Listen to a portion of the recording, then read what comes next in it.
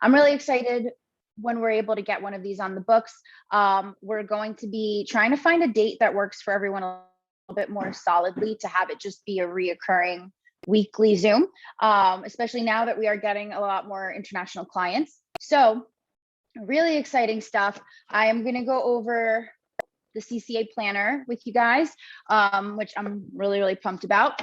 And then I'm just going to give some notes on some of the changes you can expect when the winter comes, and some, get the hell back to my notes, and some ways around winter blues. So first off, you guys can tell me in the chat, and for anyone who's watching live or for any newbies who may tune in after the fact, just so you know, on these Zooms, everyone is free to turn off their camera and their microphone.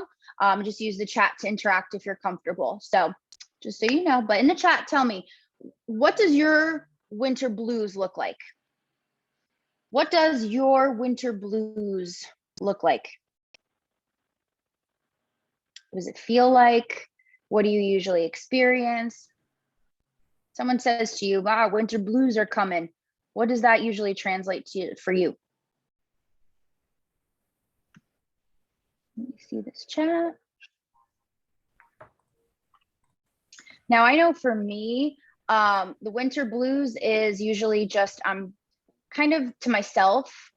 I'm a little bit less easy to get a hold of as a friend. You know, like I just kind of have a slower response time, just because I'll explain why today, because there's an explanation for it. But just feeling exhausted a lot earlier, feeling like this weird sense of everything's passing me by, like this like anxiety that I have to be doing something or I should be doing something I'm not, when really it's just darker earlier and I just feel like there's less time. But that alone could trigger my OCD and cause me to be wrapped up in what I should be doing, what I'm not doing, and then I just do nothing. That's typically my winter blues. Let's see what you guys are saying here. I also have seasonal affective disorder, and we will talk about that. So it's a severe lack of motivation and numbness. I'm here, but also at work, so I might miss like half of this. Well, it's all right. Tune it in for what you can. Take what you can from it. I like my bed more. Oh, if there was ever a mood. I prefer warmer food because the days are, I lost my spot here. Because the days are shorter, I have less energy. Super low physical and mental energy. Sleeping all the time, not wanting to go out because it's dark. Everything becomes 10 times harder to find the energy to do. Feeling tired and even lonelier than usual because I don't necessarily feel like going outside and just wandering around in the cold. Yeah, I feel that sentiment. Now that I have a much lower cold tolerance, I stay in bed or in blankets. Yeah, I totally relate to this. Did you guys hear anything in when I explained my winter blues? Did anything kind of relate to you that you're like, yes? Because it feels like we have less energy. It feels like we slow down a lot, but a lot of times the numbness, the executive function issues, all of that, it's also happening from overwhelm and not really having the energy or knowing what to do to kind of sort through all of that. It's like water on the motherboard, you know, like just, So when you have energy, you're not going to try and rush through all a million things and figure out the solution. You're just going to kind of like hide, you know, and throw your hands up and be like, I can't do this. So it becomes a lot easier to feel defeated. You know, celebrations become harder to really feel celebratory. So let's get into why this happens, because it happens to everyone, but it's especially prevalent and especially a lot more intense with those who have a lot of inflammation and those who have a hormonal illness. So first thing we're going to talk, the obvious big one. You guys are probably in today's day and age in social media probably heard about this, but as Sophie said, SAD, or seasonal affective disorder, is when the dip in vitamin D and the dip in light, natural light that you're exposed to, causes a depressive episode. And now this varies for everyone, just like the symptoms of depression varies for everyone. So however you tend to seclude, shut down, have a hard time processing, blah, blah, blah, it's just magnified. Vitamin D affects our mood so much, and our motivation so much. And everyone, we've kind of just accepted that everybody is pretty much, unless you live in a very, very sunny area and you don't like work in a building, because that's what, 40 hours out of your week, most people are vitamin D deficient. And if you've been with me for a while, my feelings on supplements and vitamins. And that is, I don't believe in a lot of them. Not that the function of them isn't accurate. I don't believe the delivery is efficient. I don't believe there is 100% foolproof way to see exactly what you're getting, especially in vitamins and supplements a lot of the time. And on top of that, you don't know with your own stomach acid what actually gets absorbed and what doesn't. Especially if you're not spending hundreds of dollars on supplements, which no one should. But my point, especially with vitamin D, we do not derive vitamin D and utilize it the same way when it comes from a food source or a supplement as we do when it comes from the sun, or rather UV rays. So in the wintertime, not only are we getting less sun because it's darker earlier, it's cold, no one wants who the hell wants to be out there, right? But also the sun's farther away. So the strength of those UV rays is diminished a lot more. So even if you are getting outside time as much as you did before, you're getting far less potency from being outside. And that's for people who are even still getting outside. I don't want to go outside. I went out before and I'm like, screw this, right? And it's not even that cold here. I'm just a wimp. But let's see. I think I missed a couple here. As you're hearing that, what do you connect with? What are you like, yep, that's me, or what's intriguing about that? You know me, I love feedback during these things.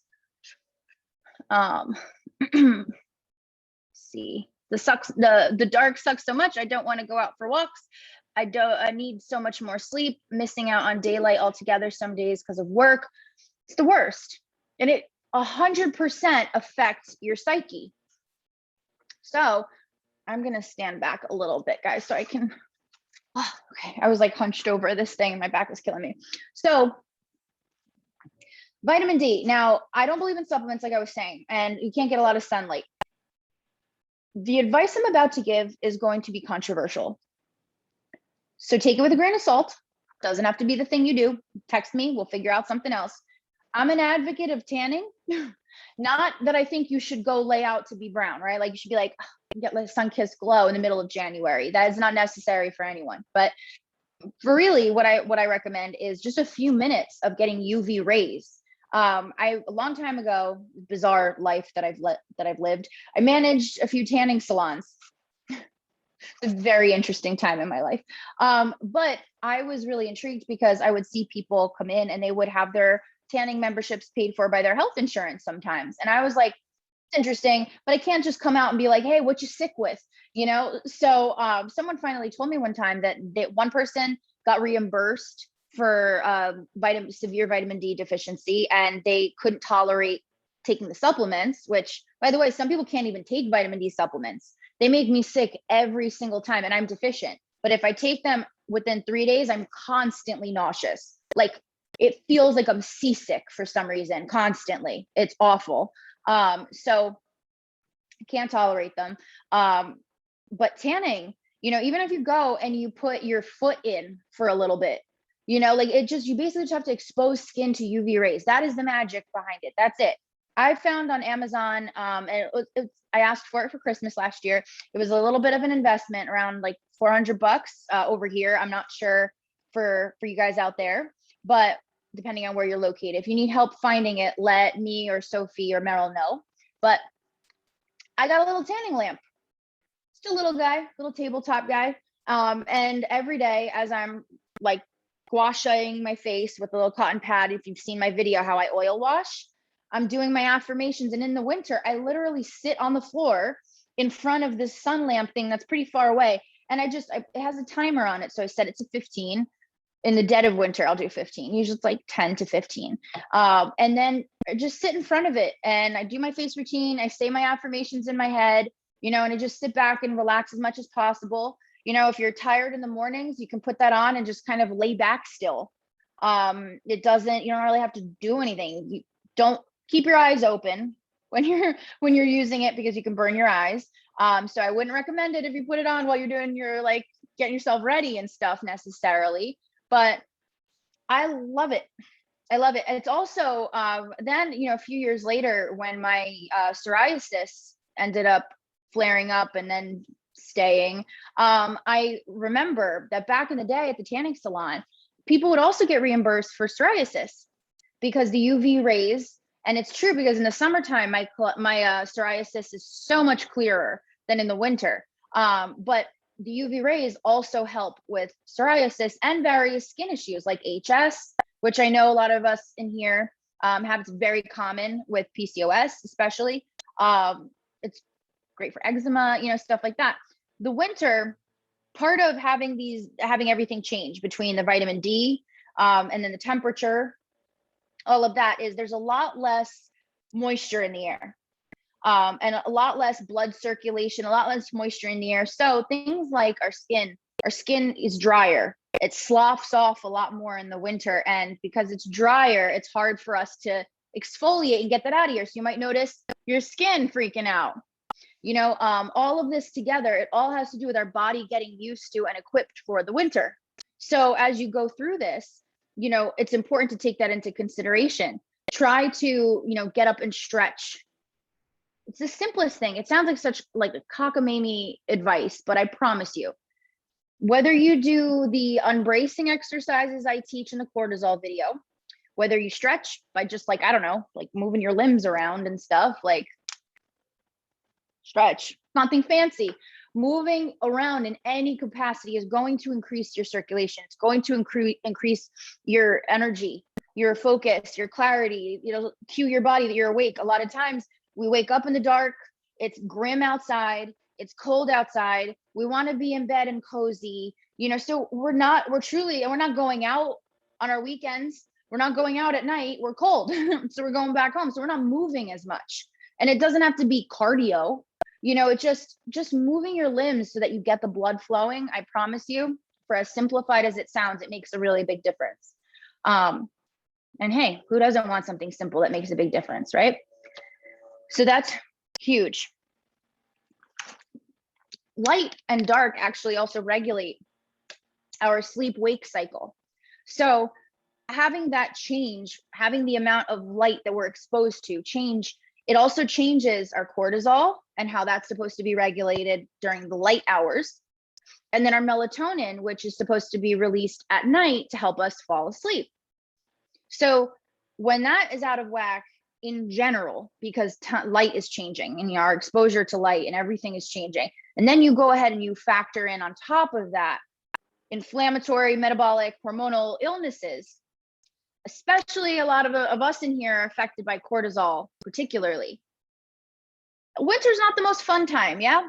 Especially not this transitionary period. So this brings me to my next point, which is the most overlooked of all. And it feels like that it's impossible to prioritize this, especially when you're tired, you're cold, and that is fun. Again, sounds like very privileged, vapid advice, but it's not, because it is super important. If we do not continue to try and find a source of enjoyment as much as possible in our day-to-day, we are going to seek out that serotonin in other areas. And a lot of times when it's cold and there's not as much going on, that serotonin is sought out in the food we eat. And if it's not sought out in the food we eat, then it's being restricted and pushed off. And that's causing even more woe, right? Or we're just not eating because we're not that hungry. And then you get hit with this craving at night. And what are you going to do? It's cold out, blah, blah, blah. People underestimate the impact of fun so much on our health. And if you think about it, it is the antidote to cortisol, to excess cortisol, to stress. So how the hell can we include fun? It doesn't have to be something that's knee slap and good time. It just has to be intentional. Find a restaurant that is nearby that you're not going to go to every day, but maybe it's a restaurant that has stuff that's baby step friendly for you. And you have to travel a little bit to get to it, and you can plan it for 3 weeks from now. Maybe you're going to just find a new online game. You're going to get into Sudoku. Maybe you're going to start knitting. I don't know, but whatever it is, it could be for 5 minutes. It doesn't have to be intense. It just has to be intentional. It, again, sounds simple, sounds cockamamie, but it makes such a huge difference, because if all your whole day-to-day is filled with obligatory stressful shit, and then you now have it gray and cold and miserable and lonely out, it ain't exactly going to be the recipe for some pep in your step. And that's without the hormones, right? So fun, I mean, it's, if you can try and include it in as much of your day as you can. I mean, it's not always easily accessible, right? And it's not always time for it. But as long as you know it's on the roster, as long as you know it is something there, it's something that is important, because it so often just gets pushed off to wait for a better time, when really that could be the thing that helps the better time happen now. So why we got to wait for there to naturally be a break in your chaotic schedule to feel better, when a little bit of planning, even though it might feel overwhelming, could start relieving some of that. So I want to make sure I didn't forget anything, because then we have a more deeper topic for the rest of the call today. Make sure I use all my tips here. Okay. Oh, I forgot this part. Also, the winter shed. If anyone is noticing that they're losing more hair now than usual, who in here feels that way? Because every year my hair, people have to deal with me being like, I hate the winter, because it happens every year. It's called the winter shed.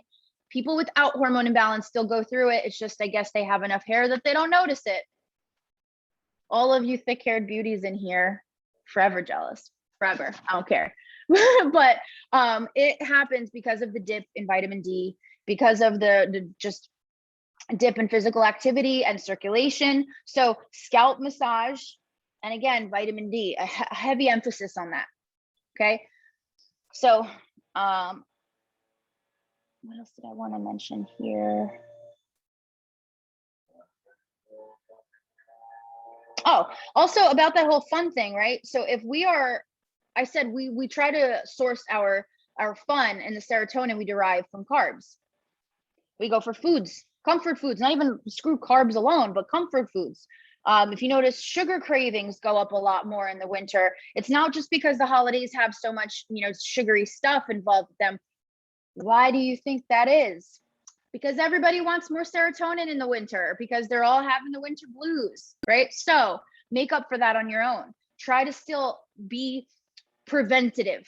Try to, even if you're not craving stuff a lot, that's great. Stock up now. Have something on hand that you can whip together, that you won't have to tell yourself no for something hearty, for something sweet, whatever it is. The goal is not to say no. The goal is just not to make yourself feel physically worse, trying to make yourself feel better in the moment, because that'll have lingering effects, right? So, thinking of things like, how do I care for myself in the winter time? We're not really used to thinking that we need to care for ourselves differently continuously. If you think about it, how many of you guys here just want consistency so damn bad? It's understandable, but really, if you're trying to, if you attach yourself to consistency being the thing that makes you the happiest, you're always going to be chasing a pipe dream, because I don't think there is a human on this planet who lives their life 100% consistently from start to finish every single day. It's just not human. There is no way we should be, right? It's just a lot of people doing it a certain way. That's ultimately it. There's no laws for shit, right? So when we stop trying to fight who we are, how we work best, and we try to work within that in the different seasons that we go through, and we decide, this has to do with the video Plan of Mediocrity. Sophie, if you wouldn't mind linking the Plan of Mediocrity video to this one when we post it. But different seasons are going to call for different thresholds.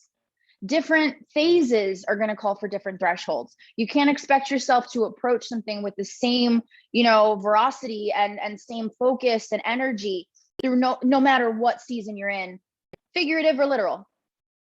It's just human nature that we change. Adaptability, and to keep your eye on the perspective of the situation. What is my priority right now? What is important to me right now? That might change from time to time, but as long as you're focusing on that, you're always doing yourself a service, even if it feels different. And lastly, last reason that we have these winter blues a lot of times, the holidays, family, whether it's lack thereof, missing someone, having abusive family members or just demeaning family members. It's no judgment. I see all kinds of families, right?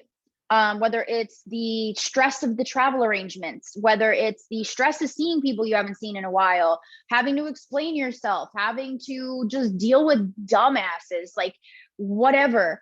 I want to know, what is your biggest emotional obstacle around this time of year, having to do with the holidays in any capacity? Up until the new year, it's kind of its own beast.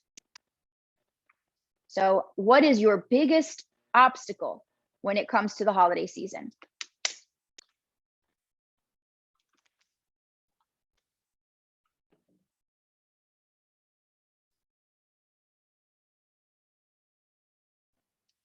Finding serotonin with food. I'm just reading these comments, sorry.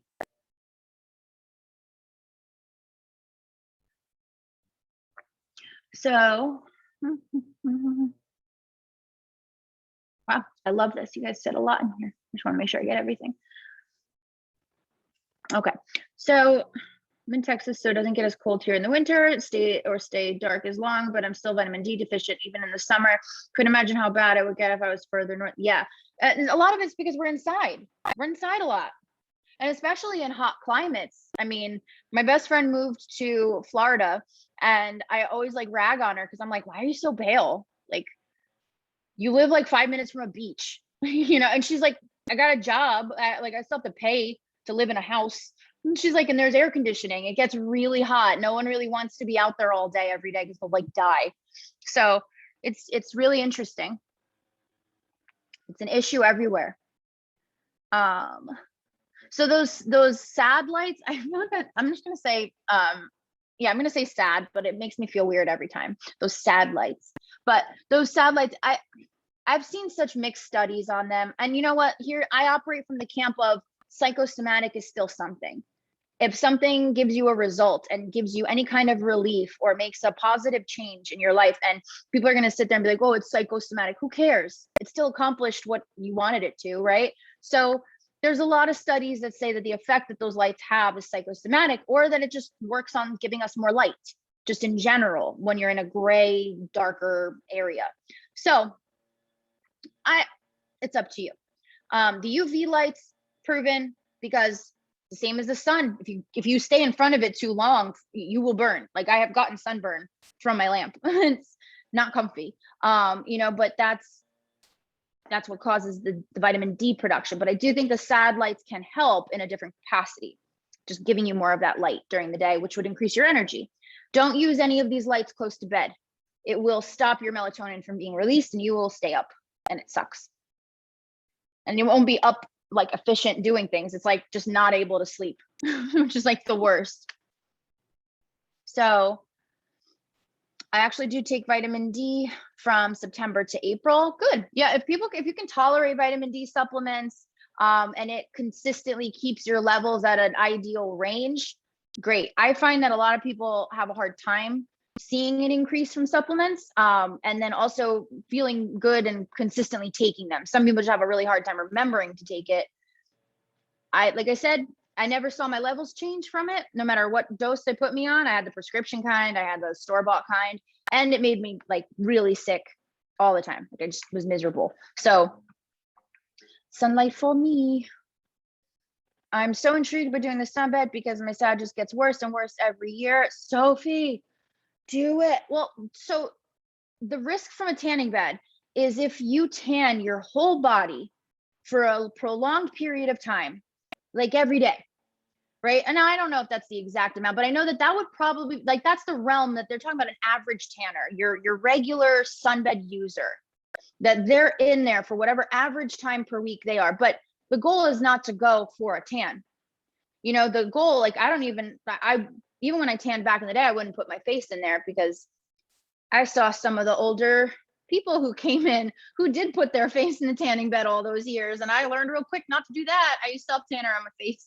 But, you know, I tell my clients, go in and just get the cheapest bed they have, like the crappiest bed, the budget plan, whatever, and literally just put your forearm in it for 5 minutes. And that's going to give you a big difference. So there's nothing, you going outside poses about the same risk of anything happening to your skin at that low amount, but it will make a difference. It's kind of crazy. Like Nick will notice if he's like, I haven't heard your bell go off for your lamp for a while, and you've been like a little keyed up. And for me, keyed up is like I get really weepy about things, and I'm like, I'm not keyed up, but also you're not wrong. And then I'll use my lamp and I'll snap the hell out of it. So we're all a work in progress, I suppose. I had doctors prescribe me months of megadose vitamin D and didn't raise my levels, but I didn't have any bad reaction to it. Yeah, it just feels like annoying, right? Like to have to take it. And they're not like small, easy to consume supplements. They're like horse pills that are wrapped in plastic, So at least here, the ones that I've had. I'm scared on sunbeds. That's perfectly fine. I want to push anyone, but yeah, if your doctor is pointing out bone density, that's something that we have to watch. If you have PCOS, if you have Hashimoto's, it's just our bone density is something to look into as well. Just like they say, we're at higher risk for heart disease, things like that. We are at higher risk of developing osteoporosis. Is that it? Is that the bone density one? I don't want to, it's not osteoarthritis, and I'm drawing a blank, but the one where you lose bone density and get bone breaks, we don't want that. So 2-for-1 problem solver, might need to invest on a UV light thingy. Yeah, I'll totally go grab it and bring it out here before we jump, just to show you. Finding serotonin food whenever I'm stuck inside and not go anywhere. Yeah, and then some people have home situations where you're literally stuck in your source of stress, right? And what's the only relief there? There happens to be something that gives you momentary relief food-wise, of course we're going to go for it. So having fun, having that backbone of fun, the thing to look forward to, it just puts a different level of priority, because we're not saying to ourselves, this is the best thing I got going. Hey, maybe it is. Maybe something truly delicious. And my philosophy on worth it moments, that's different. But when it comes to maintaining consistency and having the motivation to maintain consistency during this time. I lost so much hair in the shower this morning. It's the worst. It's the worst. And you know why too? Because our hair plumps up from the moisture in the air. There's different moisture in the air during the summer months and then beginning of fall. So when the moisture's gone from the air, our hair is not as plump, and our hair starts to lose its plumpness and thickness, so it starts to fall out. So the strands that you're seeing falling out are the most dense strands you got. So you're seeing like thicker hair in a clump just being pulled out of your hair, out of your scalp. This bastard static too. This, anyone else notice how staticky your hair get? Look at this. Something I didn't think of with short hair this year. So that's because of the change of moisture in the air as well. Literally trying to pull the moisture out of your hair. That's what causes freaking static. So frustrating. There's nothing good about the winter. Send me back to summer. Yep. Not just you. I want so many carbs and chocolate. Replace. I need this kitchen to be done. Stat. Because I am so tired of packaged. That sounds like such a privileged thing to say, but it's honest. And that is, I'm not someone who usually relies on packaged food a lot. As you guys know, like I love to cook. I love all different types of cuisine and baked goods and stuff. And I'm going on month like 6 of not being able to use a kitchen. But trust me when I say, my biggest tip to getting through the winter is have fun in your life so that you're not going for those foods for that source of serotonin, but also find ways to make hormone-friendly versions of really like indulgent, fun stuff. And know that just because it tastes different than the one you've had before that's got, let's say, flour or sugar in it, doesn't mean it's bad. It just it doesn't taste like the other thing. So the goal is to purposely, as I said before, have it on hand, but also make exciting stuff. Maybe that's your fun. Maybe you make some kind of like amazing version of something you grew up loving as a kid, and you figure out a way to make it hormone friendly, and you don't have to worry about portions. You just enjoy it, Try to counteract all of the shittiness about this season by intentionally including the things that are good, that make you happy. Just tweaks so they don't make you sick. And of course, we are here to help with this. But okay, so I want to make sure we don't go over too much here. Let's see what you're saying about the holidays.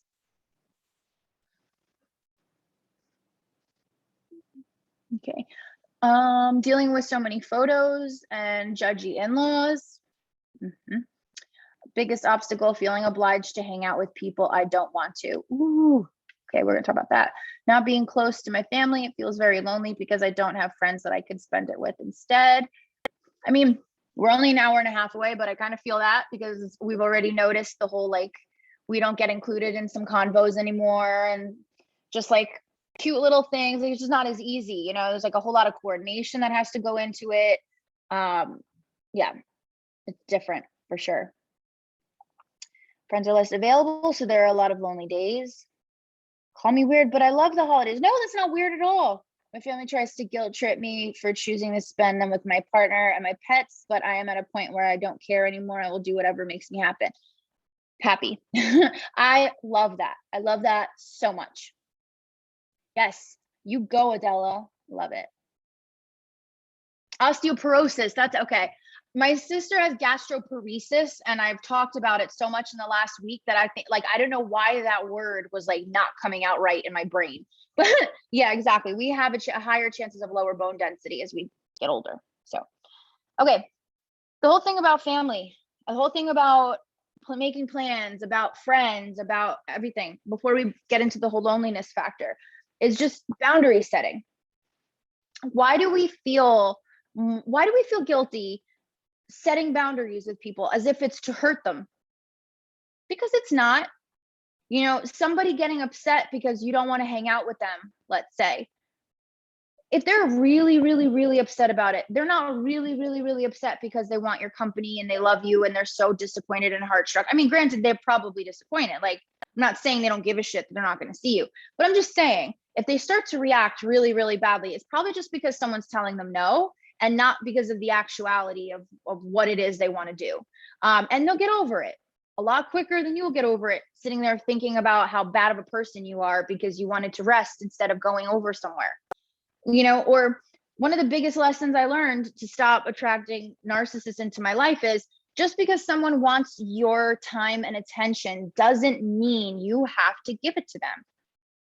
And I know that sounds ridiculously simple, but with friends, I used to attract narcissists all the time because if somebody wanted to hang out with me, as pitiful as this sounds, if someone wanted to hang out with me, it didn't even compute that I could be selective on if I wanted to hang out with them. Because I thought that was like conceited, and I thought that was being a bad person. I was like, well, she's cool and she wants to hang, like, you know, I never really even, didn't dawn on me that, like, no, I don't have to, I have to decide if I want to hang out and do this or go with this person, or maybe I don't. You know, that was something to develop later on in life. It's not personal. It's not to be hurtful. It's like so everyone can move on and just have the best night that they can, doing what they want. And if there's a reason you don't want to go somewhere and you don't want to hang out, validate that for yourself. In any case, the right people, friends, relationships, family, jobs, whatever, the right people are who are meant to deal with you at any point. So if you need a night off and you don't want to go somewhere and you change your mind and you say something, the right person, it's not going to be a relationship ender. The wrong person, it will be. And guess what? That's an amazing thing. Amazing. It leaves a lot of room for people you don't have to worry about walking on eggshells to appease, to keep around. So let's talk on that note. Let's talk about, and there's a lot of videos in the classroom. I know international, it's a little bit harder because there's just been so much done. It's all recordings, but if I could urge you, if you're struggling around this time of year at all with building up your self-confidence, especially with the low vitamin D and the sun and everything, go into the classroom and look at the more mindset derived videos.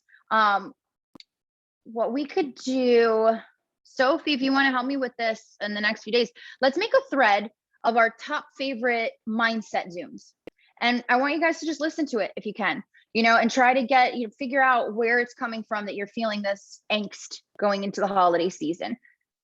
In regards to loneliness, Loneliness, listen, I'm not going to lie to you. I have the uncanny ability in the past to feel lonely in a crowded room, right? We can all feel lonely at times. If it's the physical presence of having someone around you, let's talk about that privately, because we have all different circumstances here. And I couldn't give a general answer that would make any sense about that. But loneliness is the hardest thing to deal with, because it's not a sadness, it's not an anger, it's not a anything. It's just lonely. And especially when all of the things we discussed today are providing the perfect backdrop to feel sad, feeling lonely on top of that, and feeling, maybe even if anyone can relate, feeling overwhelmed at the prospect of being around people. It's like this paradox. You're lonely, but also people can be exhausting when you're in that place. So I think the biggest thing is just to figure out what it is that you could do and need to do for yourself for as much comfort as possible. If you need help figuring out a way to feel comfortable alone in a way that's not going to harm your hormones or whatever, that's not a ridiculous thing to need help to sort out. That's not something we're all just born to know how to do, you know? So if you need help with that particularly, reach out. You got the Facebook chat, you got the classroom, you got the page, you got me, you got Sophie, you got Meryl, you know, and we have seen it all. So we don't judge anyone. But loneliness is a really kind of insidious sadness that especially comes around this time of year, and it sucks. So you don't gotta be lonely with us. We're here for you. And like virtually, at least. Let me make sure I didn't forget anything. Oh, and a lot of times sadness can come from nostalgia. So the sadness around the holidays, a lot of times can come from, maybe it's nothing outwardly sad that's happening to you, but the nostalgia of remembering maybe how you used to be, how things used to be, what you've been through in the last year, how you've been with your partner now versus how you were back in the day. Right now with the holidays, it is such a nostalgic ass time of year. You hear certain music, it invokes emotion. You have certain smells and it can bring you back to things. It's a very emotionally connected time. And I think a lot of us in here are empaths to a degree. So it would make sense that, you know, part of that holiday blues is just feeling the nostalgia and almost like a yearning, but not knowing what to do with it. Just remember, you are all where you should be. If it could have happened a different way, it would have. So going into the new year, over the next holidays, that's my favorite saying. If it could have happened another way, it would have. You know? And if you feel lonely and you want to chat with anyone, again, I'm going to just say it again. We're here. Okay? So CCA planner, I'm so freaking excited about this. We're going to go over it. Meryl and I tonight, we're doing a Turkey Day double, like her and I are both taking it over. And just because no one from over here is going to watch that shit on Wednesday, let's be honest. So we're just doing both tonight. I'm obsessed. When I got this planner, which I did not realize would take literally 4 months to receive, it was crazy. I really wanted to have a few components in it, and I wanted to leave some room for you guys to embellish as you felt was necessary. Your baby step section up here, it's all going to be backwards, but you know, your baby step section up here, it's on every single day, because I don't know, I felt like in the beginning, for me at least, when I was adjusting to doing like the first baby step I had for myself, no problem. But then by like 3 or 4, sometimes, even though I was doing them all, the anxiety of trying to keep track of it, but without tracking, got to be a little bit much. So I wanted to put that at the top of here. So every day, it's kind of like you're reminding yourself, you're refocusing. Okay, this is what my intentions are today. Then Eat the Frog. If you guys haven't seen the video, definitely watch it. It's the concept of figuring out what one small or large thing you are putting off every day out of dread. That if you could get that done first, it's a way oversimplified version of that Zoom. But if you can get that thing done first, it causes a dopamine release that carries over throughout the rest of the day, and you end up being more productive. So the idea is you get rid of the thing you're dreading the most first.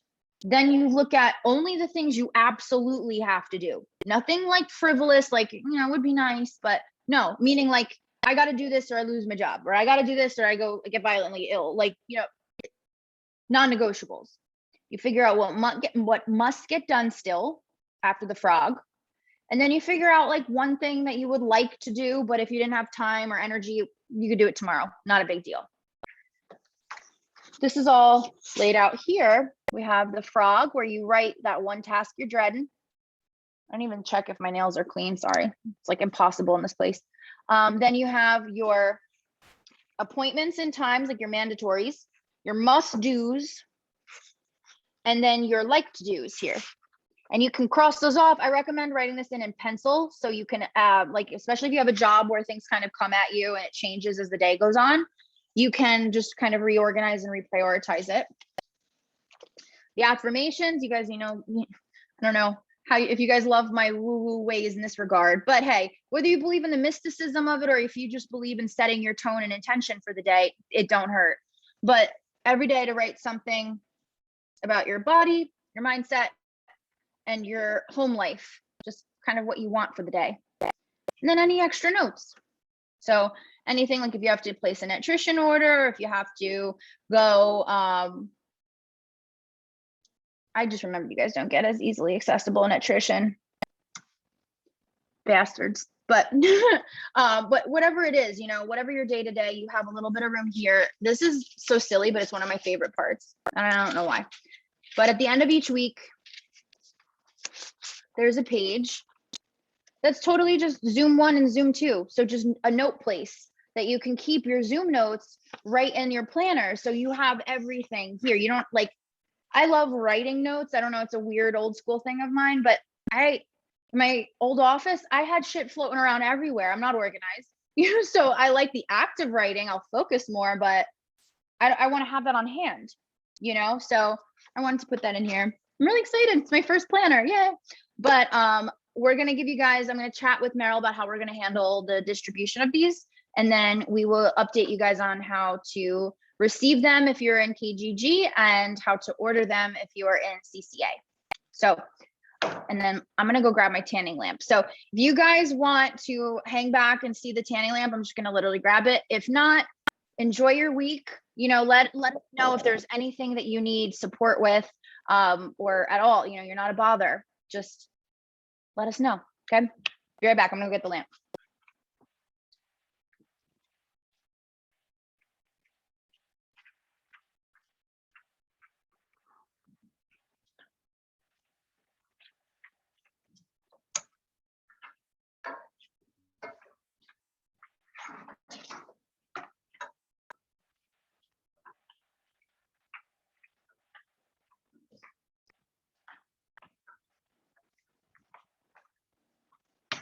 See, has these little legs. Nothing crazy. I just put it on the floor and sit in front of it. That's it. I've sometimes done meditations like on a really, really bad day. I will meditate in front of it. And I have my AirPods in. I got beach sounds going. I set the scene, man. Like I will close my eyes. I will try to like envision being on wherever, if it's like a beach scene, I'll be on the beach. I'll have the sun lamp going. It's such a nice little break.